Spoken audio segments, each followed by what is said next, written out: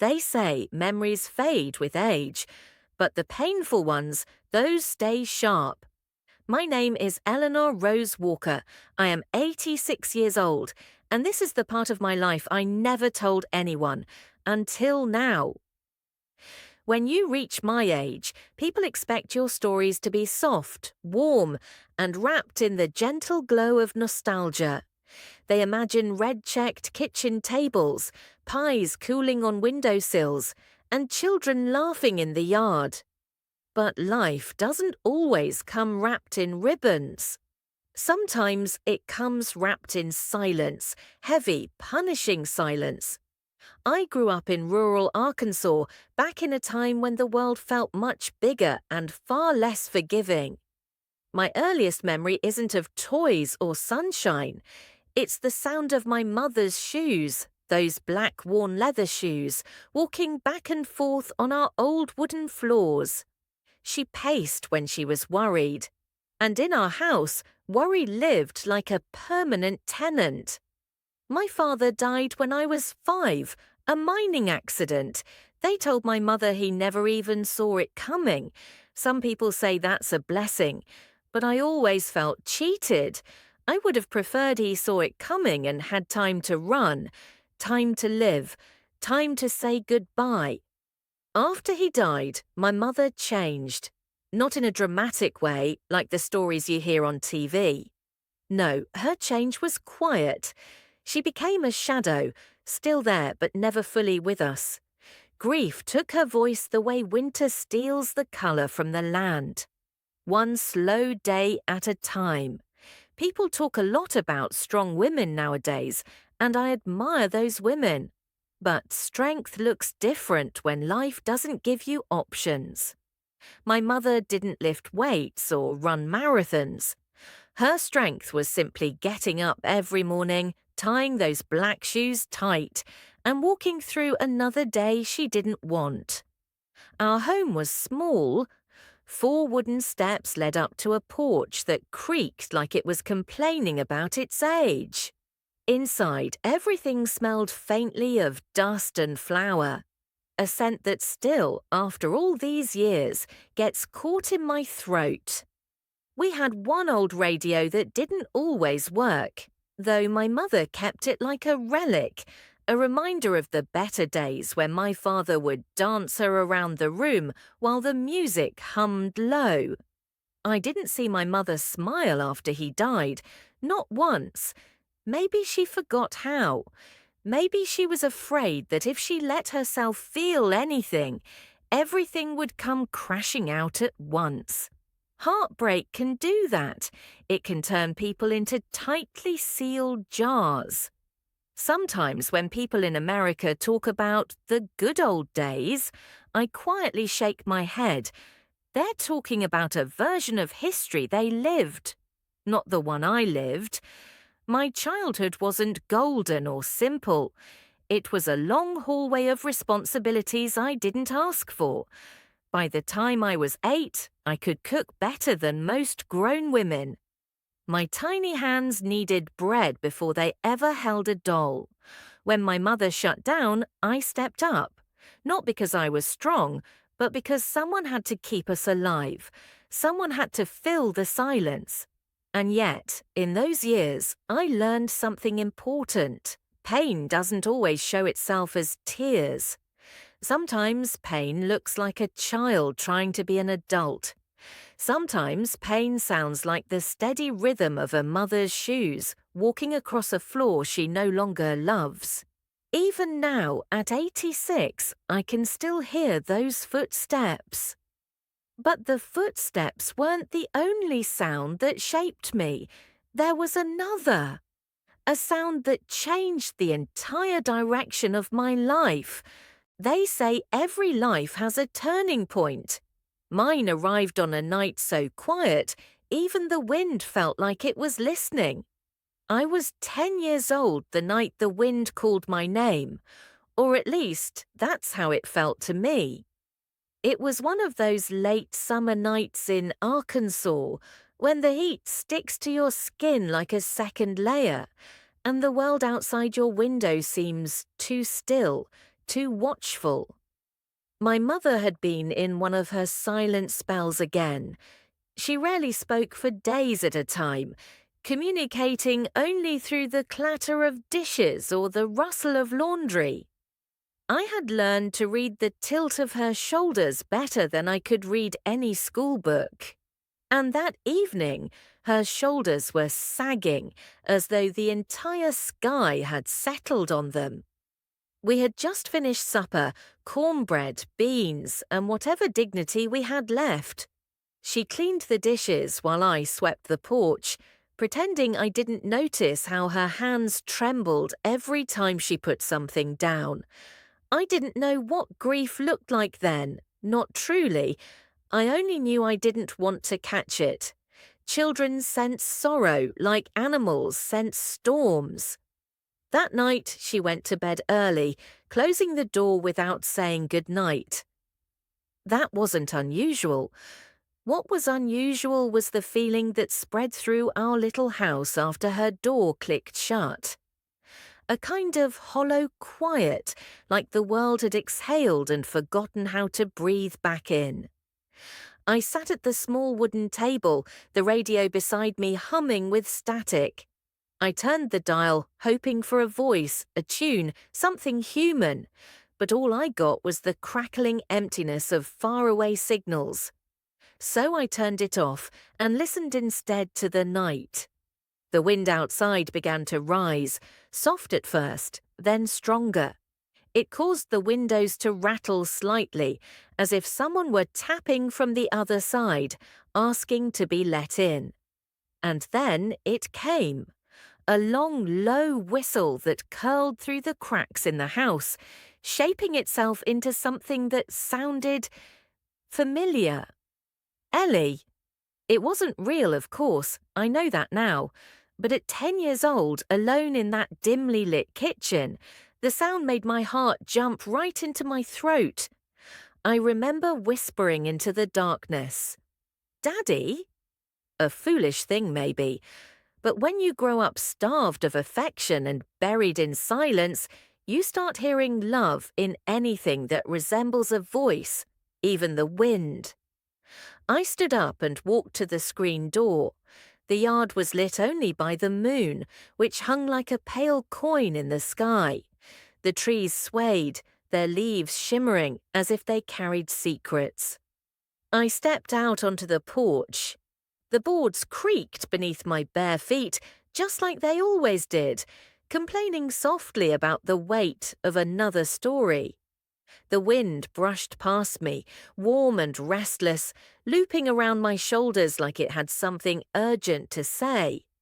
For a moment, I felt less alone. For a moment, it felt like the world was reaching out, not to comfort me, but to warn me. And then I heard it, a sound far more real, far more terrifying than the wind. A long, strained groan from inside the house, then a thud. A heavy one. I ran. My feet carried me faster than my thoughts could.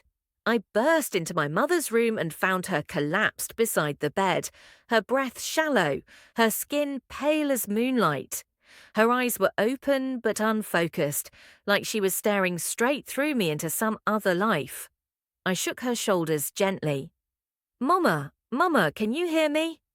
Nothing. In that moment, the world didn't feel big anymore. It felt impossibly small, like everything I ever had was lying on that wooden floor, slipping away. Some people say children are resilient. I say children are simply forced to become what the world needs too early. That night, the wind didn't call my name. It warned me my childhood was over. What happened the next morning changed not just my home, but my entire destiny. Because sometimes the people meant to save you are the ones who break you instead. People think the worst day is when tragedy hits. But sometimes the real danger arrives the day after, wearing a friendly smile. The morning after my mother collapsed felt like waking up inside a dream I didn't belong in. The world outside looked normal, sunlight spilling across the fields, birds hopping across the dirt road, but nothing inside our house matched that calm. My mother was still breathing, but it was the kind of breath you hear from someone halfway between this world and the next.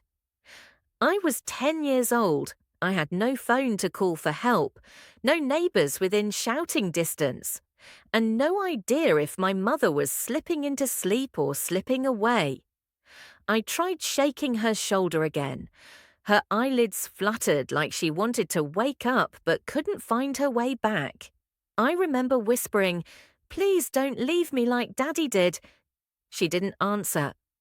Hours passed before I saw dust rising on the road outside. A car coming, slow and deliberate. In our area, cars didn't just pass by. They came with a purpose. A brown pickup truck pulled up in front of the porch. The man who stepped out was tall, wearing worn-out boots and a hat that shaded his eyes too much to read. He looked like he belonged to the land, rough hands, sunburned skin. But there was something else in him too, something that made the hair on my neck stand up. He approached the porch with a softness that didn't match his size. "You Eleanor Rose's girl?" he asked. His voice was calm but too smooth, like someone rehearsing kindness. I nodded. He introduced himself as Uncle Ray. I had no Uncle Ray. He claimed he was a distant relative from my father's side, someone who had kept an eye on us from afar. But my father never mentioned him, not once. When I asked him how he knew my mother was sick, he said, "The community talks, sweetheart. Word travelled." But we didn't have a community, not one that cared enough to talk. He walked inside like he owned the place. He knelt beside my mother, touched her forehead, and let out a long, low whistle. "She's not dying," he said, "but she ain't fit to raise a child either. You can't stay here alone."